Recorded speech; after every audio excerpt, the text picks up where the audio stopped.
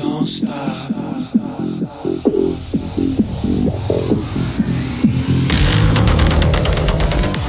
Hi, thanks for joining me on the Everything and Anything and a Bit Gay podcast. I'm Zach Randles-Friedman. I have officially gone into my second year of my podcast. I've been doing this for 2 years now. I've done, how many episodes have I done? 170 maybe.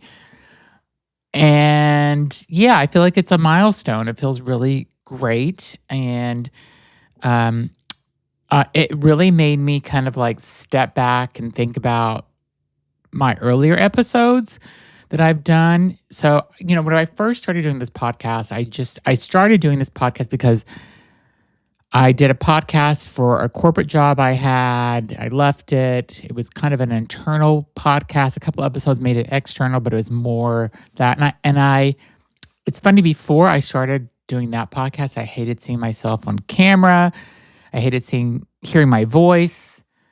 And I had to listen to these podcasts that I did for this corporate job I had at one point. And because I had to edit them and I had to listen to them and make sure that they were, good and approved and all this. And it was so painful because, your voice never really sounds the same to you as it does to other people. And I didn't want to do it. I didn't really want to do the podcast. I ended up doing it. Then when I left that job, I don't know, I had an idea maybe I'll try to do my own little podcast. And it was I had friends on for my first season of the podcast. And, I think I had interesting things we were talking about. And my husband and I did the first episode together, just talking about how we've been together for, I guess at the time it was 25 years and all the 18 moves that we've done together, or it was 17 at that time, to different parts of the world and country and stuff. And so all the adventures we had, and that went good. And I had my friend Jennifer on, and, we talked about, I don't even remember what our subject we're talking about. And then, I was trying to get guests, and, it was a struggle because no one knew anything about my podcast. And, I kind of reflect back about my interviewing style back then. And I don't even like the quality. I was doing the editing myself. I'm an okay editor. But I'm lucky enough to have somebody do the editing for me now that is a professional editor. And I just it's so hard to go back now and look at those podcasts and look at the subjects I was talking about and how I would not interrupt people, but would I interrupt them? I guess I kind of would. I was saying, yeah. Like I was agreeing with everything they were saying or just acknowledging them. And so throughout the podcast, the early podcast, I would say, yeah, like 1,000 times. And it was just something completely different back then. And my interview style has changed, and I want to make sure that people come on my podcast and they feel comfortable. And I'm also getting more choosy and picky on who I invite to my podcast because, I'm fortunate enough now to have people that really want to come on my podcast. And I've just went through, I think, 76 emails this week of people pitching to come into my podcast. So that was pretty amazing to have that many people. Unfortunately, a lot of them kind of aren't, it was like a CEO of a company, of a startup company that wants to come in and talk about their leadership style. It's like, that's not a fit for my podcast. So, but then there were some really interesting people. So I got a mix, but it's nice that people are coming to me wanting to be in my podcast now. And I don't have to go out and actually look for people all the time. Even though when I'm on TikTok, I still do look. If I find somebody interesting or on Instagram, I will reach out to them and say, come on my podcast. There's a guy I'm trying to work on right now to schedule him to come on, him and his partner. And, I found him on TikTok. He came up in my feed and I thought he was interesting. And so we'll see what happens.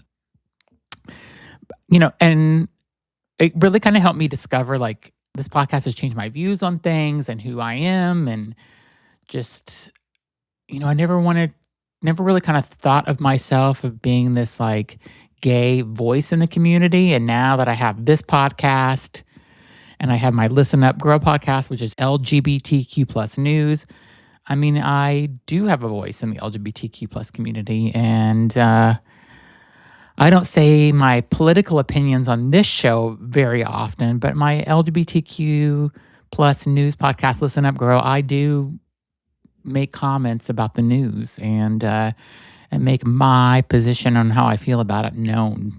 But it really is more about me reporting LGBTQ plus news and bringing it all in one place. And that podcast has been going for, I think October was a year. So we're coming up in a year and a half soon on that podcast. And, I like doing them both.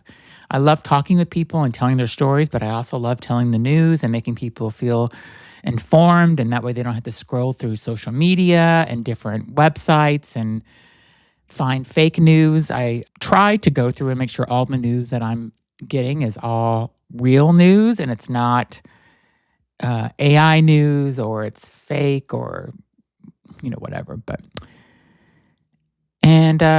So that's where I'm at. 2 years. I've hit 2 full years of this podcast and I'm very proud of it and I'm very happy of it. And I thank everybody again for listening and leaving comments and, please leave more comments. Please leave more ratings on it. And if you have ideas, follow me on Instagram, The Real Zach RE on Instagram, and tell me some topics you'd like to hear. I have a couple of people that do that and give me topic ideas, and I try to look for those type of guest people. My guest today has done some things with a lot of people and who are tried to figure out who they are. They want to know what happens after death. They want to find themselves. And he is a yogi guru, and I had a great conversation with him, and he has a whole, he went through a lot in his life to get where he was. And you'll hear his entire story about who he is. And, feel free to reach out to him. I'll put his information on how to reach out to him and his team in the description of this video or podcast. But he was a great guest, and I'm glad I got to talk with him. So enjoy the podcast. Hi, everyone. Thanks for joining me on the Everything and Anything in a Bit Gay podcast. I have a guest today that I am so excited and honored to have on.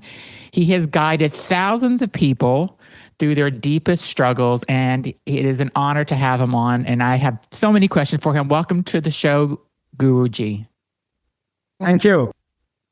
So tell me, I have so many questions because I think what you're doing is so amazing and so unique. And I just want to know, what questions do people ask you the most when they finally have time to sit down with you? They used to ask me, or almost all people ask me, how you manage your life. Like usually I start from early morning and end up now it's almost 8:30 in the evening. Okay. My day started around 5:30. Wow. It is going to be 8:30. Yeah. People ask me from where you get this energy, how you are, dealing with all this complicated situation. I am a businessman in India. So I'm going through many ups and downs and challenges, but I face it with a smiling face. People ask me, what is the secret of your energy and happiness? This is what mostly people are asking. And we'll be right back. Okay, now back to the show. So let's step back and talk about your history. So you spent 4 years in a forest meditating, and you decided to come back and help people. Walk me through what your history is. I was a hyperactive child from the beginning. Okay. And I had extra energy. And my father was an Ayurveda physician and a Vedic scholar, Indian traditional philosophy. Okay. So when he recognized my extra energy, instead of punishing me, he put me in a martial arts school. where I studied this Indian traditional martial art called Kalari, which is basically, it is well aligned with yoga. So I was a good student. And then when I reached to my high school level, I was taken into karate. I became a black belt. Then I was a boxer, a bodybuilder, dancer, many things I did. I used my body through all rhythmic but violent arts and martial arts. I didn't know why I was into that, but later, when I grew enough to understand the secrets and the nuances of life, I came to know every violence will slowly take it to a silence. This was a turning point in my life. So I wanted to explore the potential and the possibility of being in silence. I started enjoying my own silence and loneliness. So that was a turning point. Then I went to the forest for finding more, dimensions of the violence of the silence. There I experienced how a controlled mind can go beyond the limitations of our intellect, how to obliterate the boundaries of our mind. Then I came to know what infinity is. But as a human being, I was always felt I was limited. I was blocked by something. But there in the forest, I experienced something which is called immortality or infinity. When I experienced it, I was so happy and contented. I decided to share that wisdom with my fellow beings. Then I came out from the forest, discussed with my master about the future plans, and he gave me some guidance how to go back to material life from the loneliness to the chaotic world. So I came in, then I started sharing this thing, discussing the value of this wisdom with as many people as possible. Then everybody asked me, then how can we explore it? How we can be trained? Then I started the center called Intimacy. India is teaching everybody to listen within themselves. So here we have a good team, and people are coming from different parts of the world in search of the meaning of life and how to use mind as medicine. This I is love what that. we are doing. Yes. That is, yeah. I mean, I took a look at your website before, and you have different retreats. It could be a 7-day, 21-day, 28-day, depending on what you're trying to make yourself better in. So, but you also do one-on-one sessions, right? Like you can schedule a Zoom call or online call with you. Is that correct? Yes, I am trying to make myself available for everybody. It's my the life mission. So here we organize packages like 7, 14, 21 and 28 days. But again, it is not a traditional belief system. It is really organized with our day-to-day life, scientifically codified. So if we want to complete a full cycle in our body needs 28 days because it is directly connected to the energy from the moon. You may feel it is different, but actually anybody who is mentally a little disturbed, we call them, he's lunatic. Yeah. The place where they are taken care of, we call lunatic asylum. Then these people vulnerable to certain external situations, they will be little bit violent the full moon day. Mostly they will be silent in the new moon day. These are all, interest to see the reflections in nature. Okay. A lady who is healthy, having an active menstrual cycle, if we say the gap between two cycles, surprisingly, 28 days. That means within the 28 days, in a healthy lady's body, the life will be prepared. If it is not being used within that time span, it will be discarded. The total setup will be expelled by the body. well in tune with the energy of moon. That makes So so that much is- sense. Yeah, that is why here that 28 days divided into 4 parts. So first 7 days will be preparation for the patient or the client who is coming for a particular problem. So we'll prepare the person to get the treatment for 7 days. Then the second 7 days, there will be an introduction of mind and medicine to the body. Then third 7 days will be the processing time. So mind and body will be using and being in tune with the medicine and the mental disciplines. Then the last 7 days will be the concretization. It will be completely installed in the cell structure of the system. That is why usually in Ayurveda, people are using this 7 to 28 days. Makes sense. So many people in the world are kind of struggling with sadness and loneliness and heartbreak, right? And why is this emotional pain kind of a powerful teacher for people? Can you talk about that a little bit? Why not? Actually, all our emotions are a byproduct of our own hormones. It's very simple and scientific. What is the chemistry of anger? How you become angry? If somebody says something very bad about you, when you hear that, your eardrums will convert that sound waves into electromagnetic waves. It will go to the memory storage and analyze it. Then your human intelligence will come to a conclusion. This is not fair. It is against my prestige. That conclusion will trigger your adrenal gland. The adrenaline will be produced. And once adrenaline mixed in the blood, your liver will recognize it and the BP will shoot up. That means you are angry. Yeah. The adrenaline is the cause of your anger, not the words coming from outside. I The same see. person next day can come to you saying a sorry. Oh, sorry, I didn't know that. You are a wonderful person. You did many things for the society. So all these things are good for our ego or our prestige.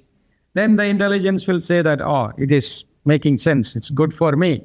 That will trigger our pituitary gland, which will produce endorphins, happy hormones. Then you feel you are happy, goosebumps, everything. So everything, all emotions are a byproduct of our own action. Okay, so what we have to do, if you want to deal with a particular emotion which you don't want, learn the science behind it, the physiology behind it, and practice how to rectify or how to control that particular gland through the breath management. This is the secret of, I don't want to say secret. This is the technique of yoga. Yoga means connection. Connect your mind with the particular organ through the medium of breath. That is very, very simple and possible. And do you help people learn how to do this the proper way? Yes. I take from the tradition of India, like a 5,000, 10,000 years old tradition is there. I take from that and verify with the modern science, because in tradition or our traditional science, many exaggerations are there. Maybe unscientific claims are there. So I verify, then compare with the modern science. Once it blend each other, then I will put for my experience. I personally verify everything. Even a new medicine is coming to my center by a big company. I will go through the properties and everything, and the license, government is approved, everything is there. Then I will use it for myself. Then I observe carefully how the medicine is working and affecting in my mind and body. Once it is verified and approved, then I will allow my doctors to use it. So everything can be managed through the traditional acceptance, modern verification, and it should make sense to us. That is being provided to everybody. It's like an open book. Anybody can come, see, and experience. Awesome. I love that. I think a lot of people get hurt by other people. And I wanted to ask you a question. How important is forgiving somebody and part of the healing process? How does somebody forgive somebody for hurting them? Okay. Actually, we don't want to forgive anybody. Okay. Who we are to forgive others? This is a limited understanding about our own reality. Okay. There is a law of creation. Okay. That creation or that power to create things, we can label it in many things. The law of nature or the energy or the God or X or Y, label it. But there is a cosmic balance in everything. And that balance or the source, our mind cannot understand. It is beyond our senses and the limit of our mind. So, see the thumb impression. I have a thumb impression. I have never seen somebody in the world with my own thumb impression. Yeah. That means I am unique. Yeah. Everybody is unique in this nature. If somebody says something to me, if I am hurt, means it's my weakness. Like viruses, bacteria, many microorganisms are there in nature. It's an essential part of creation. And why I am affected by a virus? Instead of being angry with the virus, feeling that virus attacked me, I should blame myself first. Hey, your immunity is low. That is why the virus could affect me. Instead of being hurt, I should look at myself and enhance my immunity. When I enhance my immunity, I can accept that virus as one of my fellow beings. Okay. Yes. If I feel somebody is hurting me, instead of forgiving that person, I should improve my energy and my position to hug him. Really? Okay. Yeah. Yes. That is the best way. That is the spirit of winning. Actually, we have to win each and every thought. We must be a winner, not a loser. It should be created from within. That's our own attitude. Always look forward towards light. Never put yourself into darkness. I love that. That is amazing. Yeah, that's not how most people think. And I think it's a great lesson for people. Yes, this is what we have to practice for ourselves and propagate for everybody. Yeah. I think that a lot of people kind of misunderstand about love and relationships, and they don't know, they get stuck in a relationship and they don't know when it's over or when it is over and it ends badly and they're sad or whatever the case may be. What do you kind of help people? How do you guide people to kind of come out of that sadness or that bad relationship or mistakes they made in the relationship? What do you do to kind of help somebody for that? As I told you, the sadness or the lost feeling, all are being developed from within. External things are there. We cannot change the external world, but we can change within ourselves. We can change the attitude. So relationships are in trouble because it become conditional. That is the problem. Relationship should be unconditional. When I deal with my partner, I should not get into only documents or socially made rules and regulations. There must be an unconditional approach. If I love myself, I should love my partner also. But when I love myself, how can I be conditional? When I am hungry, I want to eat. My partner, when she is hungry, she has to eat. Then all emotions are like that, or enjoyments are like that. So I should be able to assess myself. That is what is called introspection. Philosophically, we say meditation. Look Yeah. inside.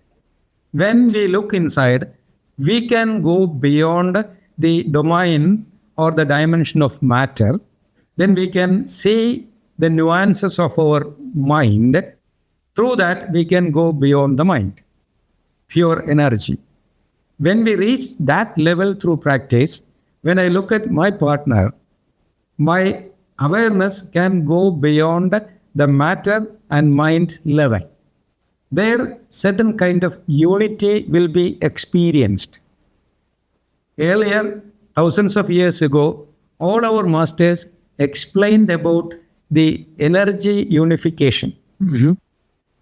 But people thought it's a primitive belief or a false claim. But now, with ultra modern equipments like a Kirlian camera or biophoton camera, we can read the energy exchange of two people, two persons. And if they are in good condition and they love each other, we can see a harmonized energy flow. If they hate themselves or hate each other, you can see the disturbance in the vibration in the camera. Yeah. So, whatever ancient masters experienced through their sharp and focused mind, now we can make it possible through the sophisticated equipments. But what all are these equipments and minds are trying to express and explain the subtle realities of our existence. When we reach to that dimension, when we know more about ourselves, our interaction, our relationships will be more than the material documented level. That is what is called unconditional love. Jesus Christ, it's always propounded that learn, practice unconditional love. The love beyond judgments and the material level. This should be practiced. Then in front of that person, nothing is impossible, and we can experience something which is beyond the limited explanation. Okay. And, a lot of people struggle with families. They're not accepted by their families, let's say. And it's a big deal, in certain communities where their family just won't accept who they are. What's kind of your guidance that you would offer to them to get it to be accepted or to accept that they're not accepted? Like, what would you tell them? I never advise anybody to wait for others' acceptance. Right from my childhood, I was not looking for somebody's mercy or somebody's approval, because I felt I should be strong enough to walk on my legs. Yes, as a child, I had gone through many challenges, but I couldn't, leave it. Now, I can say when I was in the forest, around 4.5 years, even now many people ask, Guruji, what you have been eating? How you were surviving? How you were navigating? I said, say, I saw countless species over there, reptiles, birds, animals, everything. They were having their own way of, management. They were self-sufficient. So why human beings are waiting for others' approval? Because we are the slaves. We became the slaves of our intellect, limited intellect. From that limited intellect, learn to look inside the instinct. Man is nothing but a social animal. But unfortunately, we lost the animal instinct.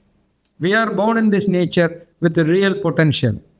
Explore the potential, and we will never wait for someone else's acceptance.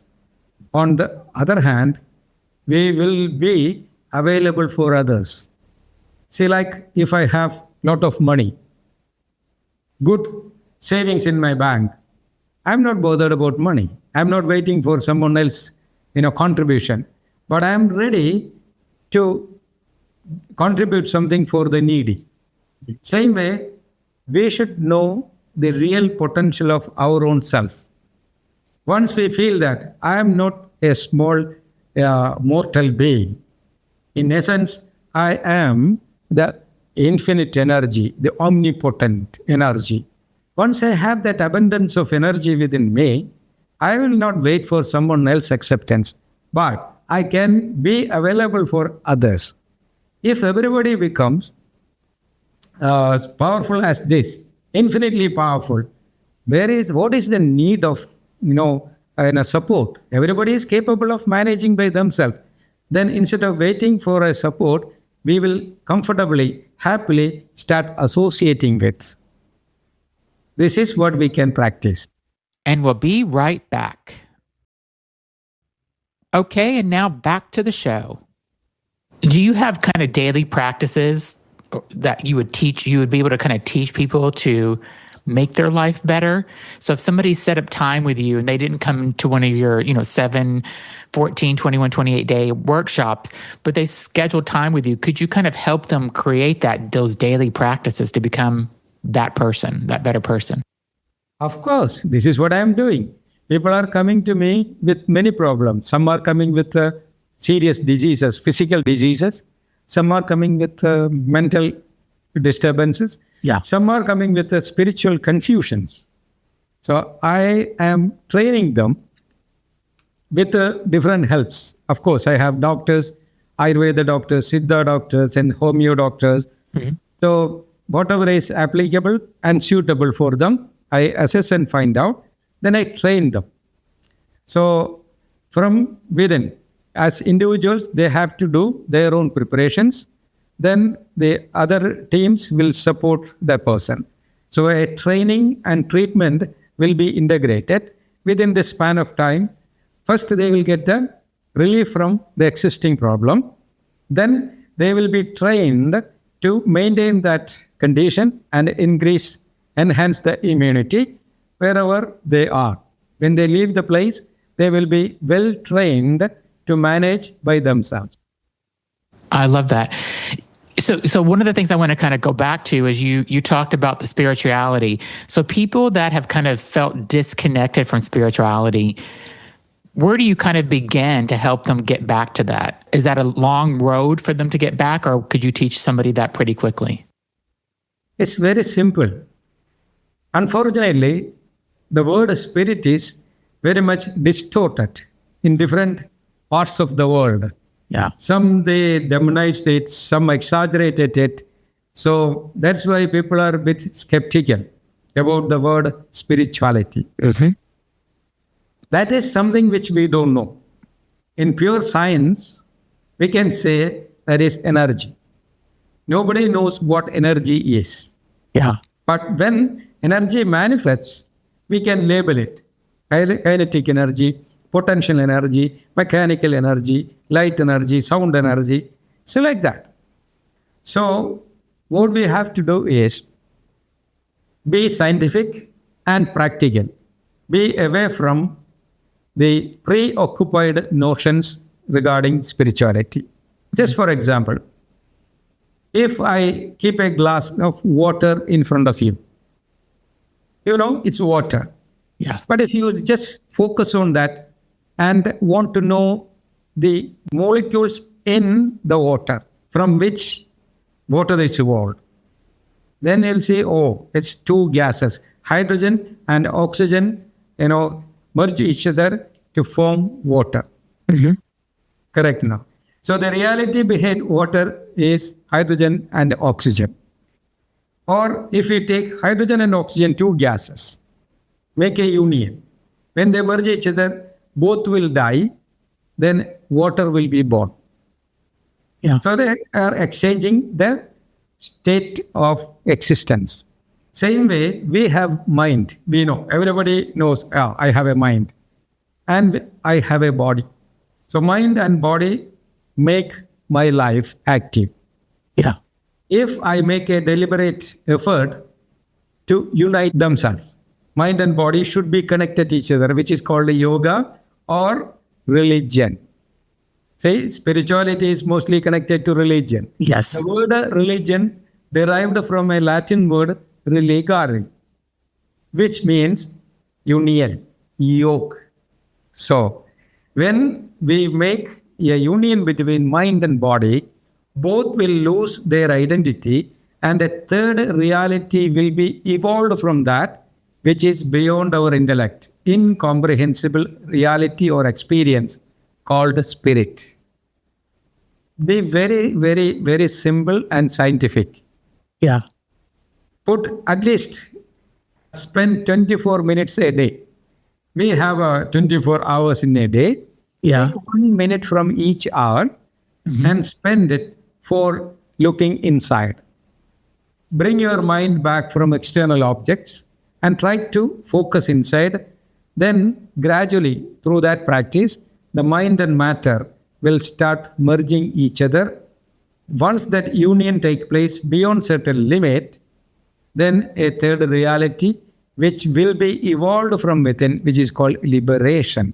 We are entangled into mentally, physically codified things. So once we make this union, both will lose their identity and we will be liberated from that entanglements, which is called freedom. It is not a rocket science. It's very simple as our breathing. Everybody can practice it, but it is beyond all kinds of explanations or exaggerations or interpretations. It is 100% personal. So when you say 1 minute out of every 24 hours, can you do the whole 24 minutes at once and almost do like a meditation? Is that the best way to practice that? Yes. Okay. Either morning or evening, find a comfortable time to sit in a calm and quiet place, separated from all other disturbances. It's like prayer. Yeah. See, why everybody is asked to go to the temple or church or mosque to take prayer. There is no God sitting somewhere for receiving your, worries and your applications, your requests and beggings. No God is sitting there. But it is taught everybody. Prayer, English word derived from prarthana in Sanskrit. Prana is the life energy in Sanskrit. So once prana is enhanced, you are healthy. Pranic level goes down, you are unhealthy. Once prana is gone from your body, you are gone. You are dead. Yeah. So like that. So you have to, arthana means attain. Get your natural energy. The energy is everywhere. It is infinity. So gain it. That gaining of energy, according to your requirement, is called prana arthana or prarthana in Sanskrit. Then in English, it is called prayer. Yeah. So it is mandatory and essential for everybody to shut our mind or withdraw our mind from external wanderings and focus inside for a better understanding along with the enhancement of immunity. So if you don't want to think that I'm meditating, just feel that I'm doing my prayer. Yeah. I like that. Yeah. I have to say, whenever I meditate, whenever I do it, I feel like I'm such a better person. I feel so much better. I just have to get into the practice of doing it every day. And I have to make the time for it. That's my problem but when I do it, I'm like, oh, I feel so much better. And I feel like my day's better. Everything goes better. And I just got to make it part of my daily ritual. Yes, everybody should do it. Yeah. See, like once you are hungry, no one else can eat for you. Yeah. You have to eat. If you have a disease, no one else can eat medicine for you. Yeah. You have to eat. Same way, the problems which you are facing is your own problem. If you want to rectify, you have to meditate. No one else can do for yourself. Find time at any cost, find at least 24 minutes for this purpose. That's amazing. I have a question for you that you've talked about openly, and I think a lot of people think about this more today. I think people are more open-minded about what happens when you die. Because I think before, people, especially in the United States and the Christian religion, thinks if you're a good person, you go to heaven. If you're a bad person, you go to hell. They have these thoughts. I don't personally believe that, but I would love to know what you think happens whenever we die. Actually, People speak about heaven and hell. Yeah. Have you ever seen somebody who had gone to heaven and came back? No. I have never seen anybody, No. only an imagination. Yeah. Actually, this is what I was also searching for. When I was at the age of 25, I came to know my body was showing some kind of uneasiness, which was actually handled by applying some steroids. I was allergic. I was using my body, the overindulgence of the system put me into big trouble. There I came to know I was going to die or I was going to fall sick. I was not ready to be defeated like that. Mhm. Even death, I wanted to know what is after death. That is why I came back to India from Middle East. I was having a colorful life there. I left everything, came back to India. I became a monk. Then I wandered all over India in search of an experienced guru who could teach me the technique. Finally, I found a master after 9 months of continuous search, and he showed me the way how to go beyond your senses, or you can create that. If you want to experience, or if you want to know what is after death, you must die. Can you believe? We can Makes create. sense. Yeah, we can create death. Simple logic. If you are not breathing more than 2.5 minutes, your brain will stop. Brain death will happen. Mhm. More than 3 minutes, breath is arrested, heart will stop, as far as science, modern science is concerned. Mhm. But I have seen people could hold the breath more than 5 minutes through practice. If you want, you can check. There is a section called Sea Nomads. It's a tribal guide. We can see them in Indonesia and Malaysia, the coastal area, and they are like traditional fishermen. They will go underwater without any equipment, and they can be underwater now, as per the world record, 13 minutes. Wow. So why are they not dying? Practice, daily practice. Okay. So when I was taught this, and it was explained how you have to improve the breath capacity. It's called pranayama in Sanskrit. Prana is the breath power. Ayama means extension. So practice in a regular basis with some support of an experienced person. Then once you reach to 2.5 minutes, then you can stop breathing. That is called stambhana, retention of breath. Then you stop your breath more than 3 to 5 minutes. You can see the process of death within you. You will become a witness of your death. The moment you become aware of the function or the secret or the technique of death, you are becoming immortal. There you will come to know what will happen to you after you leave the body. Okay. If you can create consciously, that is what is called in India Suryana. Surya means sun, the path towards light. In Buddhism, it's called Mahayana. So if you are not dying consciously, you will fall into darkness, which is called Adhoyana, or the journey to darkness. Okay. When you die naturally, you are falling into darkness, you know nothing. But if you create a death consciously, you are going to the domain of light. That means enlightenment. There you will come to know what is hell, what is heaven, what will happen after you leave the body, what is the alpha, beta, gamma, theta vibration or the frequencies of your mind. Everything will be crystal clear for that person.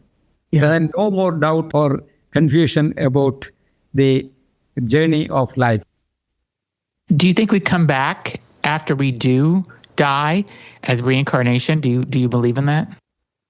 When we die, for an ordinary person, he feels that he is going somewhere and coming back. The person who is dying consciously, he is not going anywhere. If you are not going anywhere, you cannot come back. The going and coming is happening in the plane of consciousness, our mind. Okay. When we go beyond the plane of consciousness, ordinary consciousness, even technically speaking, we have 6 planes of consciousness. Now we are talking each other because we have a same frequency through which we can interact, we can exchange our ideas. Mhm. But if I fall asleep, and before I fall asleep, there is a middle area called the subconscious mind, dream state. So if I draw a line like this, one step down is subconscious level, dream. One more step down, I will fall asleep, is sushupti, unconscious state. But from that middle level, if I raise my mind to a different height through practice, it will be almost same as the dream state. But that is called tantra or transcendental, which is similar to dream. From that level, if I am trained, I can take it to one more step called turiya in Sanskrit, which is super conscious level. So it's even possible for everybody to experience these 6 dimensions. Okay. But if you practice more and more, you can go to different dimensions. Technically, we can say in all over India, these masters are explaining about 14 dimensions of our consciousness. Yes. And personally, I can say I already experienced more than 8 dimensions. Wow. It's practice. Yeah. I think that the biggest thing, so for me, whenever my problem that I have is that whenever I lay down at night to try to go to sleep, I can't calm my mind. I can't stop thinking. I start thinking of things I need to do or things I didn't do. And I replay the day in my head. I'm assuming that you would be able to come in and help somebody calm themselves and calm their mind and have a more peaceful life or at least a peaceful sleep. Is that true? See, everything is happening within ourselves. Even what is sleep? Sleep is a hormone. Yeah. It's the effect of a hormone. When serotonin is a hormone which is influencing our dream, our sleep. So once the serotonin level is high, you feel sleepy. Once it is going down, dopamines are going high, then you are awakened. So if you know how to balance your breath through the medium of breath, you just get control over the hormonal productions, then sleep is under your control. It's not coming from outside. Actually, it is being processed within ourselves. Know this machine. This is nothing but a machine made by nature. So when we buy a new car or a computer, you will get this owner's manual. You have to study it. Based on that instructions, you have to operate the machine. You have to maintain it. But how many people know the owner's manual of this machine? Fuel should be put in. Air breather is there. Then 37.3 degrees centigrade. Each and every cell is having a spark plug inside. So there is a piston and there is a circulation for cleaning the system. Exhaust pipes are there. So it's a machine made by nature. So as we maintain our new car or a computer, you have to take it for periodical service. And daily service should be done. So daily service means we have to meditate every day. Then periodical service means we have to meet somebody who had done in-depth studies of this machine. We call them gurus. So what I am suggesting you is just put an effort to know more about our own mechanism. Just 24 minutes spend every day. Then you will come to know how to manage your hormones, how to manage your blood circulation, how to manage the fat level, the vitamin level. Everything will be derived from within or be informed from within like an animal. Have you ever seen an animal who is living in the forest going to a veterinary doctor for getting a pill for its disease? No. It knows. Yeah. When a problem comes, internally it will come to know. Even a tiger, a problem is there. it will stop eating. I mean, technically, that animal is fasting. 1 or 2 or 3 days, this guy will fast. Then it will go walk somewhere, search. You can see, sometimes the tiger will eat the grass, or it will go to a particular tree and eat the bark of the tree. What does it mean? That time, Mother Nature or its instinct is advising that animal about the medicine. Yeah. So we all are having that capacity, instinctive impulses. Technically speaking, we ignored it. In the body and mind, once a particular source or mechanism is not used more than certain period, it will become dormant.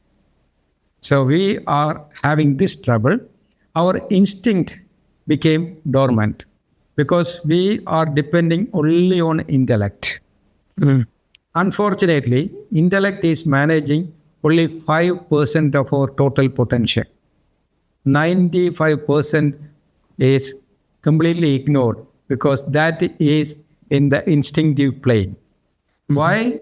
Our masters advised everybody to sit at least 24 minutes to explore this hidden potential. Make use of it.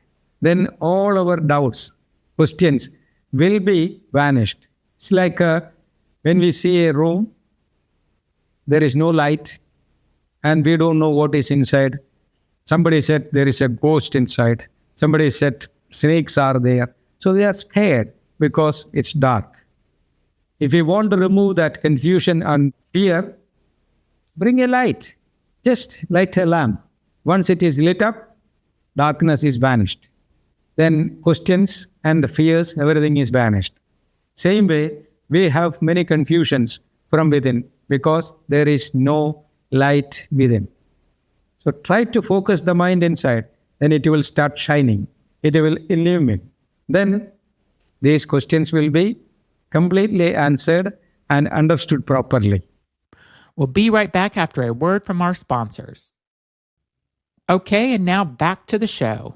Before we end our session, I just wanted to give the audience an idea of some of the things that you help with, or that you could help them with. So, autoimmune disease healing. You can help with skin and beauty care, weight loss treatments, rehabilitation, cancer care, detoxification of stress relief. I mean, joint health. There's so many things that you could help people. And just based on our short conversation, it sounds like we just don't know our bodies and we don't know how to do the things to help ourselves.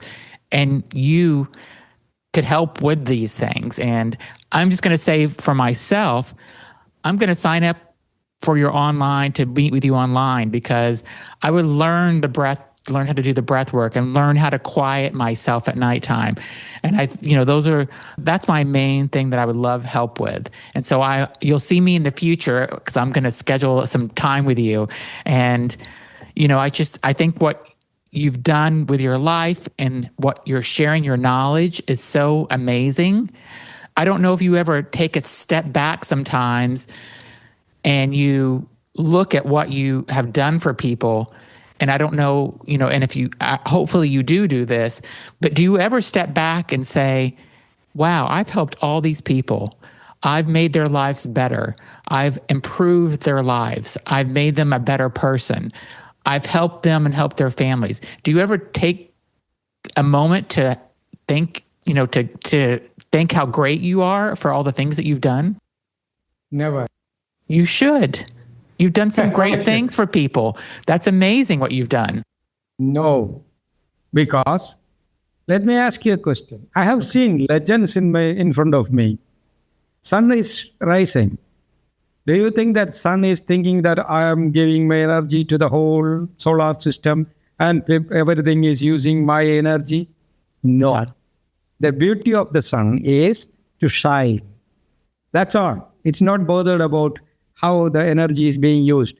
Yes, when the sun rays are falling on a lotus, it's blossoming up, beautiful flower.